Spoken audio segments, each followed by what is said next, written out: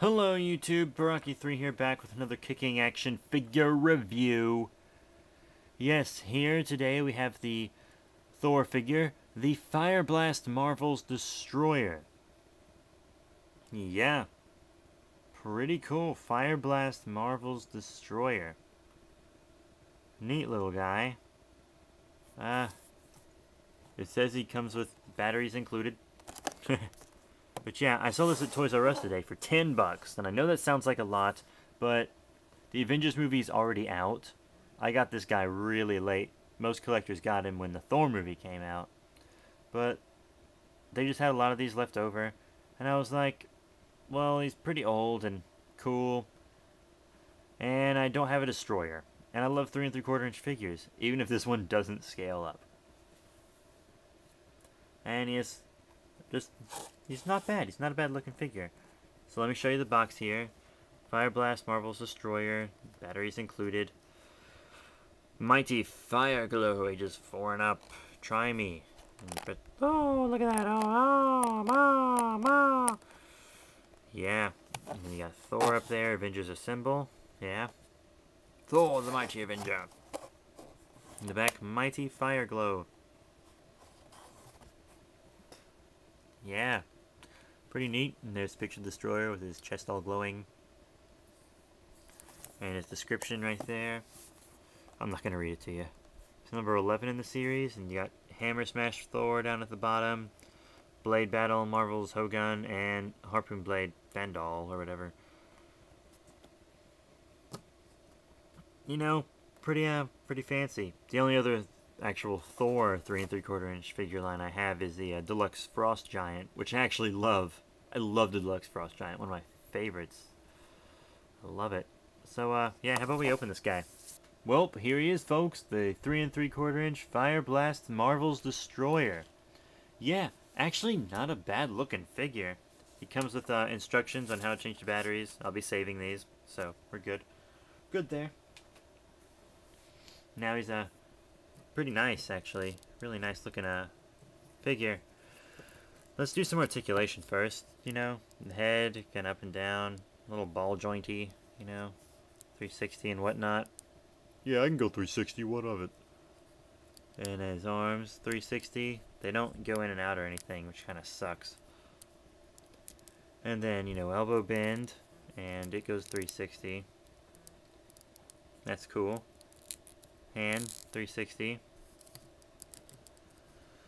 This fist also goes 360 over here. Then, of course, his button lights up. Actually, pretty nicely. Like my Iron Man. I like his light up feature better than my Iron Man's, though. Legs, in and out. You know, 360. Forward and back. Just pretty much everywhere. Double knee joint. Love myself some double knee joints. That's really cool. And then, of course, he has a foot joint. You're going to go 360 and up and down just a little bit. That's cool. Now, how about we get to his detail? His detail. Well, his head looks it's kind of translucent. This translucent head. I think it looks nice. But his body has this darker metallic color. He's got some paint apps on him too. Some shading and whatnot. And he has all the bumps and spikes and lines.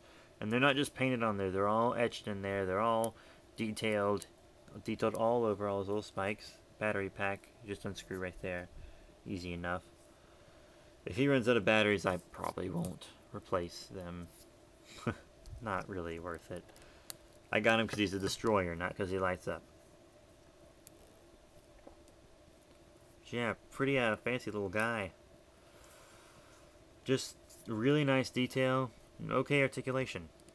Now, as you can see, the Fire Blast Destroyer doesn't really fit in scale with other figures very well. You see, here he is with the Avengers Sword Spike Thor, and he's way too short. Here he is with the Amazing Spider-Man Ultra Posable Spider-Man, and he's way too short. Here he is with the Deluxe Frost Giant, which is sort of better, I guess. Still not as good, obviously. but better.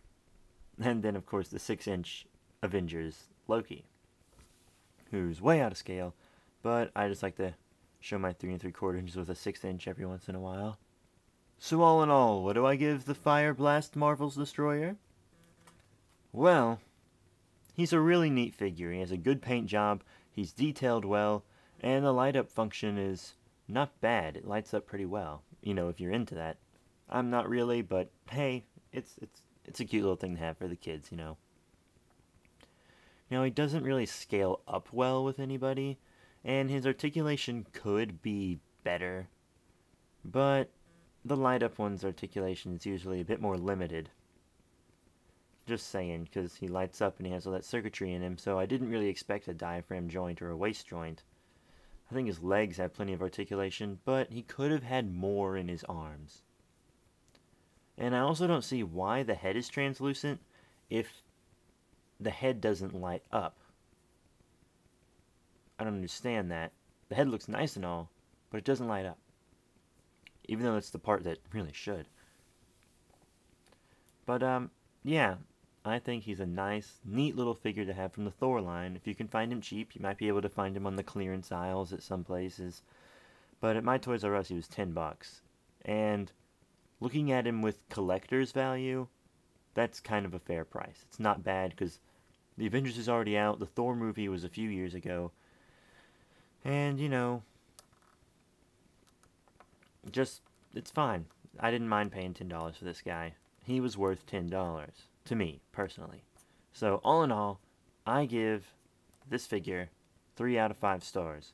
He's a nice little thing to have, and I like him. And I like him like this with my Spider-Man. Holding up Spider-Man. Alright, so, yeah, 3 out of 5. See you guys later.